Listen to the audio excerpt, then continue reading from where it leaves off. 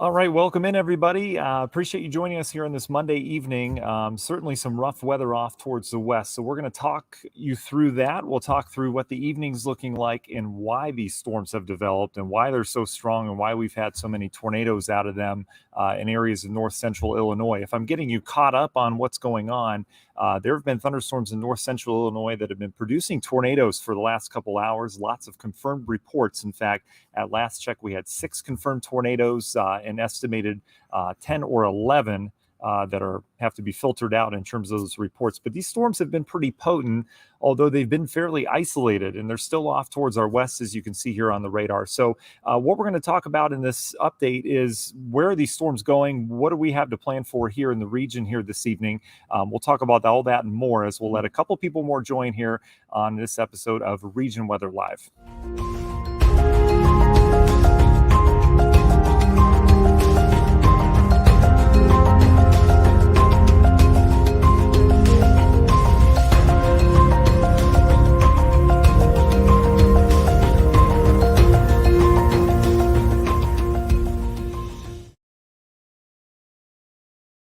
And welcome into Region Weather Live, everybody. It is Monday evening. This will be sitting on our Facebook page here throughout the rest of the evening. So if you're watching this any later than 6:45 p.m., keep in mind some of this information, including a lot of this radar data, is going to be a little bit out of date. But want to thank everyone for joining us here this evening. I'm Region Weather Meteorologist Matt Wintz. We have a lot to talk about. We've got the radar up on the screen right now. These are tornadic supercells that we've had out towards the west that we're going to watch head our direction this evening. I just want to start by saying this is not a slam dunk event for Northwest Indiana. This is not a guaranteed we're all going to see severe weather. We're not guaranteed tornadoes out of this, but the likelihood that these storms continue down to the south and the east is pretty good. And the way these storms have behaved in north central Illinois is that they have produced some tornadoes. They're all rotating right now, and they're pretty bad storms right now. And it takes a lot for me to say that. So we're going to keep a real close eye on these as they transition towards Chicago and then eventually into the region here over the next couple hours. But we've still got some time. They're not quite to Chicago yet. So that's something that we'll keep an eye on. So we're going to get kind of geeky in this episode. I hope that's okay, because I really want to take you into the details. I don't just want to give you a forecast. It might rain, it might not. We're going to get into the whys and how these storms are behaving right now. So here's what we're dealing with. You can see what I've overlaid on here. You see those kind of rainbow colors that we have on there. We talked about that yesterday in an update. And if you followed me long enough, hopefully all this information has stuck. But that's the CAPE. That's the convective available potential energy. Big word, right? But that just means how much energy the atmosphere has. You see what's happening here in the region. We don't have a lot of it.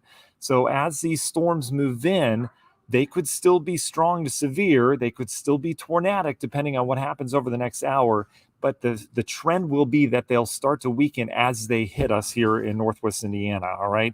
The other thing that we tend to see are boundaries, right? We talk boundaries all the time, and you can see where the boundary is between the low CAPE or the low energy here in the region and the very, very high amount of energy over in Illinois. That boundary storms often like to ride. And so we'll keep an eye on some of these storms, especially the one just west of Chicago now, as that may start to trail down towards the south. I think that'll be a real interesting boundary to watch, as that could sustain these storms and continue to feed that moisture and that energy into them. So do these die out before they hit us? I don't think so. I think they're going to continue to go. But you can see how there are holes in them. It's not a solid line. So, could some of us escape through one of those gaps? For sure. So again, this is not a slam dunk event for us, but this is something that we're going to have to watch really closely, especially as it unfolds over the next couple hours. So a couple more things I want to show you on here. I want to go to the future radar first. There are a lot of different models that we use. This one seems to have a good handle. This is the HER. It had a good handle on our storms over the last couple of days, including yesterday's, which we talked about would fizzle before it reached the region. And they certainly fizzled right over the area. But look at this right now. You can see it's got a good handle on where those storms are. This is 7 o'clock. So this is about another 10 minutes, what it's predicting where these storms are going to be. And as we take it through time, you can see how they hold together as they head into areas like Lake County, Porter County, Newton County, and then they start falling apart. Remember, we talk about that low amount of energy. So then they kind of fall apart by 11 o'clock midnight or so. And again, this is just a model. This is not truth. This is just guidance. This guides us towards, what we think the storms are going to do. And then you can see overnight, everything kind of sinks down to the south. We don't have to worry about it. But it's this time frame right in here. So 8 o'clock, 9 o'clock, 10 o'clock that we're really going to have to be on alert for where these supercells are and where they are in the region as they continue to push on in. But you can see that trend over the next couple hours brings the storms in intense in Illinois and then weakens them as they push into the region. But again, we've got some dynamics in place that could still sustain these for 15, 20 minutes or so as they cross that border. A couple of the things I want to show on here. This is kind of geeking out. Maybe some of you are familiar with this, maybe some of you aren't. This is basically the upper air sounding. So the Weather Service, all the offices twice a day release weather balloons in the air, right? And that weather balloon gathers really important data for us as meteorologists to be able to tell how the atmosphere up above us. Remember, it's like a sandwich. It goes way up into the atmosphere. Every layer is different. It tells us how that's responding and exactly what's happening up above us, right? It's fluid. It's always changing. So the things I look for on here, you'll notice these little lines right here. I'm going to just kind of make this real simple for you. These are the winds and how strong they are and what direction they're coming from as you head up into the atmosphere. So down here, we're at the surface and you notice it's going straight up and down. That's a south wind. So if you head outside right now, you face south, you'll feel the wind blowing in your face. The problem today with the storms, and especially in north central Illinois, is that as you go up in the sky, as you see here on this chart, the wind is no longer going like this. It's coming out of the west. And so we call that shear, right? That's directional shear. You can also get speed shear, which is when you have either lighter wind at the surface and real strong wind up above, or vice versa. It's usually not vice versa. But so there's directional shear and there's speed shear. Today we have a little bit of both, but we mainly have directional shear. So the wind is coming from different directions as you go up in the atmosphere, right? That happens a lot and it happens all the time, but it doesn't always happen when you have thunderstorms. And that's our problem this evening, is that we have thunderstorms, we have strong cumulonimbus growth up into that, and that wind, as it switches direction with height, tends to take that column of air and it churns it, right? So that's why these storms are rotating. That's why we have the tornado watch out, and that's why this is going to be an area and a potential that we need to keep an eye on throughout the rest of the evening. Couple more things I want to show you. We're going to kind of dive into the details here. What you're looking at here is the amount of shear in the atmosphere. So we can measure that. We can put it in pretty colors and put it on a map for you. And that's exactly what this is. And as we go through time, notice we've got real decent shear, enough to support tornadoes across north central Illinois and in northwest Indiana as well. And as we go through time, we continue to see that over the next couple hours. So this is 8, 9, 10 o'clock. This is 8 o'clock, 9 o'clock, 10 o'clock. And you can see how we've got a pretty decent shear max over the region.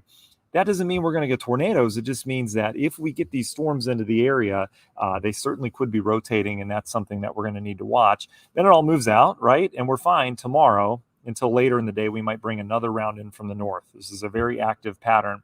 Another thing I want to show on here is something called the significant tornado parameter.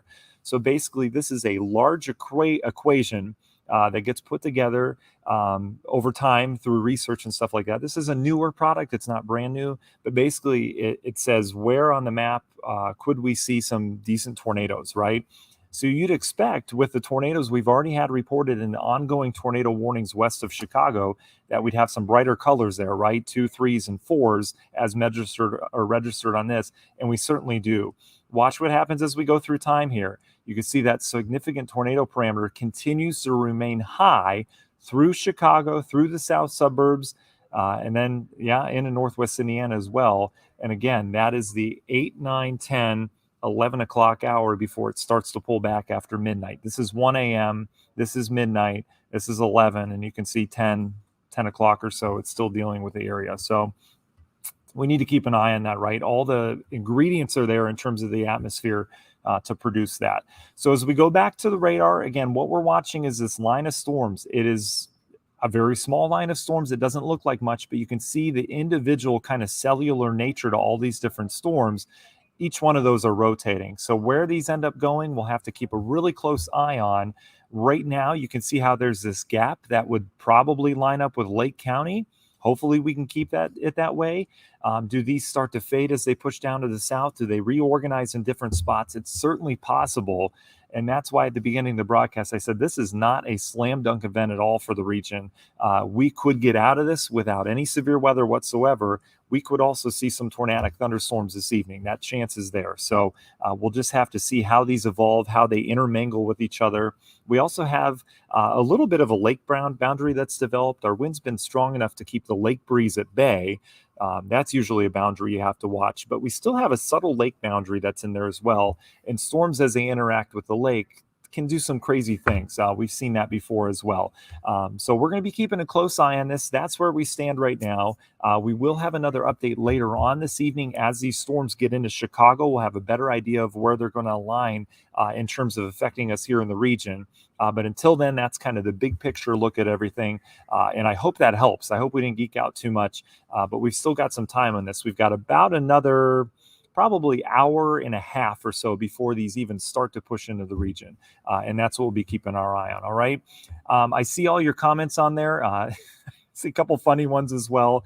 Might be a good idea to charge your phone, but again, let's not get bent out of shape out of this. All right. We get thunderstorms around here. These storms are just a little bit more dangerous, right, than typical thunderstorms that we have. But again, this isn't a slam dunk 100% chance that we get hit here in the region. It's just something right now you kind of want to be in tune for. So just make sure you do that as of right now. We'll push another update later this evening, so just stay tuned for that. Make sure you click on, I don't know if it's follow or like anymore, whatever it is, so you get updates when we go live. That's the only thing you need. All right. We don't overpost in your feed or anything like that. Just the necessary stuff. I just want to make sure you can get the information when you need it. Okay. All right. I think that's it for now. We will certainly talk about this a little bit later on this evening. So stay tuned to that. Other than that, and I appreciate all your thank yous. You're absolutely welcome. We'll talk a little bit later this evening. All right. Take care, everybody.